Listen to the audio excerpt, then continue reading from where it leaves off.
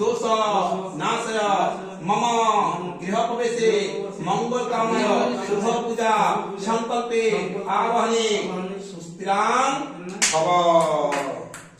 বারবার গুরুটা তিনবার মাটি ঠিকভাবে দিলেন, 1 2 3, তাহলে উনি স্থাপিত হয়ে গেলেন, আর কোনো বিঘ্ন হবে না। ঠিক আছে, এবার সংকল্প হবে। সংকল্প কার নাম করবে?